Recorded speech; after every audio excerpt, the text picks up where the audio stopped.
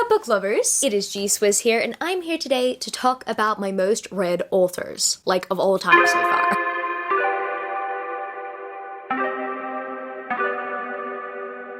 So if you didn't know, this is a 7 on Sunday topic, and I am the host of 7 on Sunday. I will link the Goodreads page down in the description where you can check it out, and you can participate in a topic in the future, or you can suggest a topic. And this week's topic, I've wanted to do for quite some time. I've wanted to do it alongside the most owned authors that we had on our shelves, / the multiple editions topic that I did talk about previously. I wanted to do this for quite some time, and now I'm finally doing it. Now I've decided I'm going to do this through a top 10 countdown. I will be talking about the books and series that I've read from these specific authors. The way that I've structured my list, I've decided to go from the least out of the list to my most read authors of all time so far. So I guess without further ado, let's get straight into this top 10 countdown. Woo! I feel like a radio show. Also quickly, an additional thought, I'm not including manga authors or artists. I'd probably like to at some time, probably in a separate video. I think the only outstanding author is Kentaro Miura because I read 40 volumes of Berserk. Oh my goodness, can you believe it? My 10th most read author of my lifetime is an author I just read for the first time this year. Yes, they are a comfort author, which explains why I've read 9 of their books. The author, or really author duo, that I'm going to mention here is Christina Lauren. So far from Christina Lauren, I've read Josh and Hazel's Guide to Not Dating, Roomies, My Favorite Half Nightstand, Twice in a Blue Moon, Dating You, Hating You, The Honey Don't List, Autobiography, The Honeymooners, and finally, Something Wilder. Now, I have brought up Christina Lauren a few times on my channel. They are an author duo who I find to be amazing comfort writers. Like, I love reading their fiction just to have a good time, just to experience some sort of comfort. Sometimes they pull on my heartstrings, and sometimes they write things that are just incredibly ridiculous, like the plot twist at the end of Josh and Hazel's. What was that? But then you get books like Twice in a Blue Moon, which actually really pull on your heartstrings, and I would actually recommend that book as a comp title to any of Taylor Jenkins Reid's backlist because it pulled on my heartstrings that much. And oh my goodness, the second chance romance, I loved Twice in a Blue Moon. What I like about Christina Lauren's novels in particular is that you never really know what you're gonna get with them. I think they've become a little bit more predictable these days because readers have noticed that they've gone more on the slice of life side rather than the steam that they used to have. But also, I really appreciate that these days some of their books contain heavier topics. I just really like that they bring something to the table there. Not every single one of their books are necessarily my favorite books. However, their backlist is something that I really challenged myself to get into this year, and honestly, it hasn't actually been hard. Their books are so addictive that I honestly just cannot stop reading. And I do want to tier rank all of their books in the future. I'm technically around halfway there because I still have some of their longer form series, which I'm very much looking forward to, like the Beautiful series, and I hear that they are a lot heavier on the steam. But at the moment, I'm just enjoying the ride when it comes to Christina Lauren, and I'm taking it easy, essentially. And the author that made it to spot number 9 is an author that just beats Christina Lauren to it. And that, my friends, is Lynette Noni. When I think about it, I didn't actually anticipate Lynette Noni to make this list, but then I realized that The Medoran Chronicles is a 5-book series with a novella collection. So technically it's actually a 6-book series. And then I did read Whisper. I did not like Whisper, but I still read it, so it counts. I did not read Weapon, so I mean, if I did complete the duology, I would have read 11 books by Lynette Noni, but turns out I've read 10. Altogether, I've just mentioned 7 books, and then the Prison Healer trilogy. I've read 10 books by Lynette Noni. And that's quite impressive because, once again, I completely forgot that Medoran Chronicles was even 5 books. I think it's because the story was so easy to get into that it just didn't seem that intimidating, but also when I really think about it, I got into the series when the 3rd book just came out, so it didn't really feel that intimidating. The Prison Healer trilogy is one of my favorite series of all time, and I'm really happy that I stuck with Lynette Noni's backlist before going into the Prison Healer trilogy, and I think that's what made me appreciate the trilogy even more. In spot number 8, we have Julie Kagawa, who I've read 12 books from. So with Julie Kagawa, there doesn't seem to be any standalones. Julie Kagawa is an author I not only appreciate because they write good books, they are also very much a series writer, and you know me with my series. I absolutely adore series, so you know whenever a favorite new author comes out with a new series, you know I will be on it. I've read the first 4 books in the Iron Face series, so the initial Iron Face series I've not continued on so far. If I was to continue on, then Julie Kagawa would have been higher on this list, but so far I've only read the first 4 Iron Fae books. I've read all 5 of the Talon Saga books, and finally I've read all 3 of the Shadow of the Fox books, which certainly means I've read 12 books by Julie Kagawa. Julie Kagawa I would consider one of the queens of urban fantasy, in my opinion. I feel like every series that I've read from Julie Kagawa so far has like kept my attention and held my attention for a very long time. Sometimes when I think about it, a lot of the time when I'm reading certain authors or certain series, I need to take breaks. But with Julie Kagawa's books, I feel like breaks aren't necessarily necessary. I just love diving into them and staying in there, remaining in the diving state until I'm finally done. And then I realize that I've really like dug myself a hole and I have to like try to get back up to reality, you know? I'm not surprised that she's one of my most read authors so far. This being said, I still have a bunch of her backlist to read. I still have the rest of the Iron Face series to read. I also have the Immortal Rules trilogy that I still need to read. And that's a trilogy that I truly do want to read. I just haven't really gotten around to it yet. Maybe in a few years' time, she will be higher on this list. I need to actually dive into more of her works. And spot number 7 goes to Marissa Meyer. I totally forgot. I read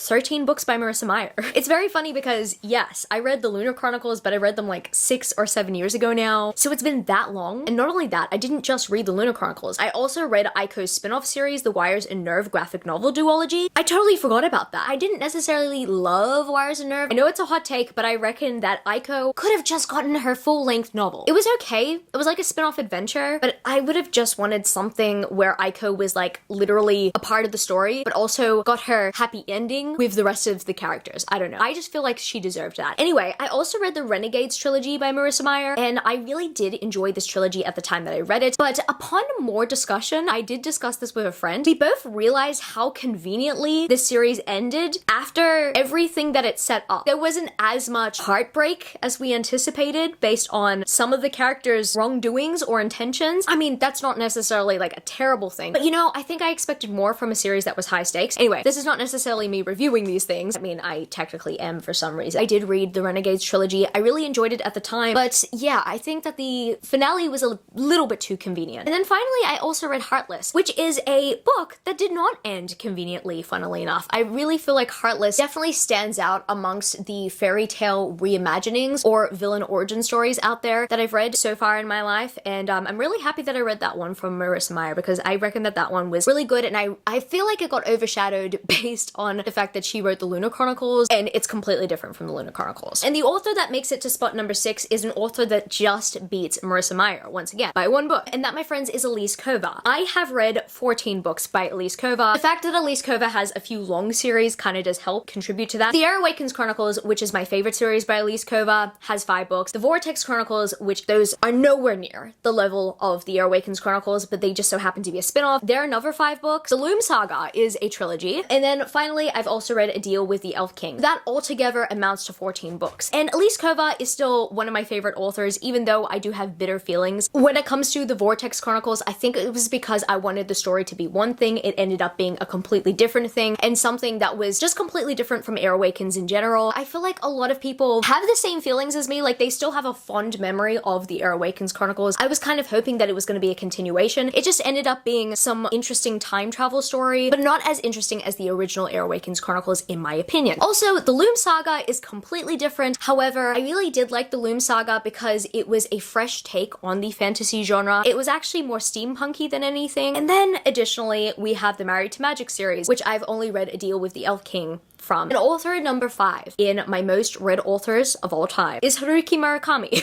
Yes, Murakami made it to this list. So I have to remind myself every single time I tell myself that I haven't read enough by Murakami, I have to encourage myself to look back and remember that I've read 15 books by the author. Unlike the other authors on this list, I have not really read many series from him. I don't think I've ever really completed a series from him, but I'm just gonna go through all of them because a majority of them are standalones. Alright, so first of all, I've read Kafka on the Shore, Norwegian Wood, The Wind-Up Bird Chronicle, Half-Boiled Wonderland and the End of the World, Sputnik Sweetheart, South of the Border, West of the Sun, The Colorist Zukuru Tazaki and His Years of Pilgrimage, The Elephant Vanishes, Men Without Woman, The Strange Library, Hear the Wind Sing, Pinball 1973, After Dark, After the Quake, and then finally, the novella Birthday Girl. And in FYI, I include Birthday Girl as its own separate thing because I have a separate booklet of Birthday Girl, and this is what I read. I even put it in my New Year's resolution for this year to read more by Murakami. I think last year I only read Norwegian Wood, but I'm pretty sure I did majority of my Murakami reading between 2017 and 2020. I mean, I, at some point, was just binge reading all of his backlist. And I still have many works that I do want to read from him. I mean, heck, I still want to read the 1Q84 series. I still want to read A Wild Sheep Chase and Dance Dance Dance. I still want to read Killing Commendator. There are so many books by Murakami that I still want to read. I just haven't really gotten a chance to read them yet. It's most likely because those ones are the most intimidating by him. And before I continue on with A Wild Sheep Chase, I want to reread Hear the Wind Sing and the book that comes after that, because I just want to get more context, because I was planning to binge read that series altogether and it just never really happened, and that was a few years ago now. So I need to refresh my memory there. So overall, I've told myself that I haven't read enough Murakami, and then I have to remember I've read 15 books from him.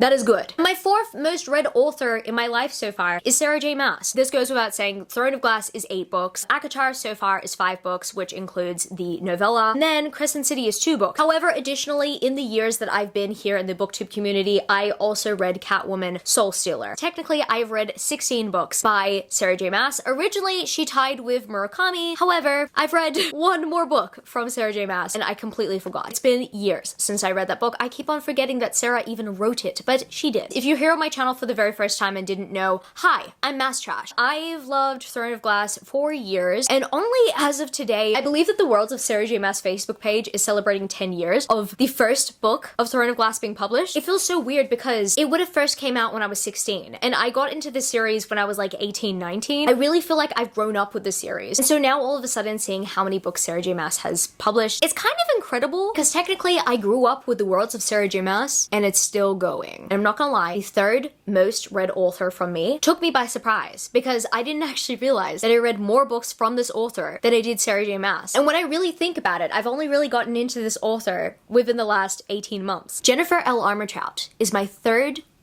most read author so far.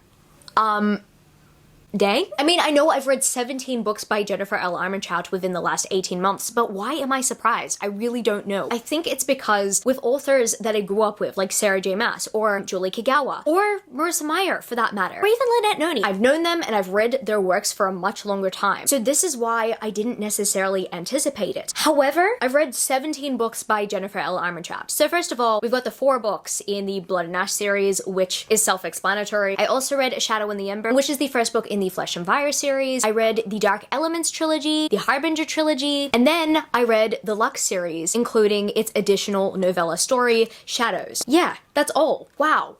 I can't believe that all of that makes 17 books. Look, if I didn't read the Lux series this year, they wouldn't have made it onto this list, but yeah, you know, I mean, the Lux series is pretty long. This being said, the Lux series and the Dark Element series are both series that I truly believed could have been condensed by one book. So yeah, it could have been 15 books that I read by Jennifer L. Armentrout, and some people believe that the Blood and Ash series could also be condensed. I'd still like the amount of books, however, in terms of how much is in them, that's a different story. Jennifer L. Armentrout is my third most read author of all time, and she's one of those authors that I, unlike many other people here in the booktube community, didn't actually grow up with. Like, I got into her in my mid-20s. Seriously, that blows my mind. And my second most read author of all time is Cassandra Clare. I've read 18 books by Cassandra Clare, the 6 in the Mortal Instruments series, the 3 in the Infernal Devices trilogy, the 3 in the Dark Artifices series, the 2 so far in the Last Hours trilogy, the 3 novella collections, finally the Red Scrolls of Magic, and no, I have not yet read the Lost Book of the White. I do want to. Cassandra Clare missed it by one book. She could have been tied with my most read author on this list, but no, I've read 18 books by Cassandra Clare. Cassandra Clare, I do still consider to be one of my favorite authors. The Shadowhunters universe is just one of those series that has kept me reading from,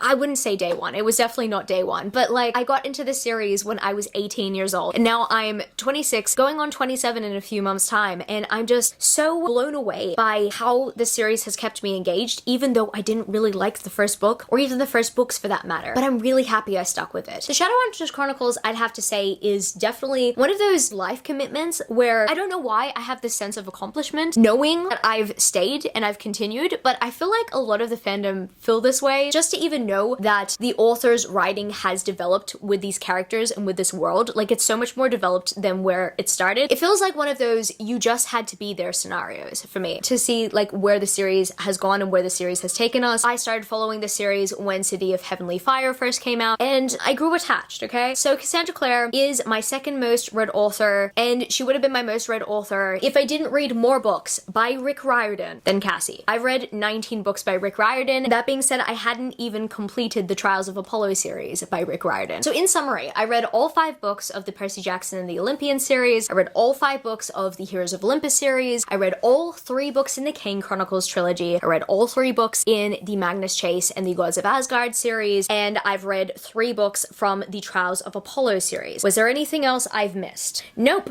That sums it up. I've read 19 books by Rick Riordan. I do want to continue on with Trials of Apollo. However, I've noticed that I'm constantly either having to reread The Dark Prophecy or The Burning Maze in order to try to get me motivated to read the rest of the series, and I'm never motivated to continue on with the rest of the series. I think it's because I don't have the fandom adrenaline in me anymore, and what I plan to do. I don't necessarily want to wait for the Disney Plus series to come out if that series is terrible and does not give me as much fandom adrenaline. I mean, I have trust in Rick. Do I have trust in Disney? No, they failed me with Marvel, okay? That's a whole nother story right now. But what I've decided to do is potentially reread the entire Percy Jackson series and then the Heroes of Olympus series. I do want to reread the Kane Chronicles eventually as well. I don't know about Magnus Chase, like I did enjoy Magnus Chase, but not as much as the rest of the series that he's put out so far. I potentially want to do that before going back into the Trials of Apollo series because I've given it a couple of cracks. I've tried to continue on with the series a couple of times, and I reckon that the best way forward for me is to probably reread the entire series so I have the fandom adrenaline within me alive and kicking. And also, I owe it to Nico and Will because their series are coming out soon, which is really cool, so I owe it to them as well. So I guess that's gonna be it for this video today, book lovers. If you happen to stay till the end of the video, leave me the sparkly emoji because I love sparkles. And if you happen to enjoy this video, don't forget to give it a thumbs up and subscribe to my channel if you haven't yet already. Join the amazing community of book lovers, and also I have social medias. I'm at GSwizzleBooks on Twitter and Instagram, and I'm also at Goodreads. That's www.goodreads.com/GSwizzle. And finally, I'm at TikTok. I'm at GSwizzle on TikTok if you want to follow me there for some bookish content. I love you, book lovers, and I will see you later. Peace. Started out with half and I flipped it into double. Started out with half and I flipped it into double.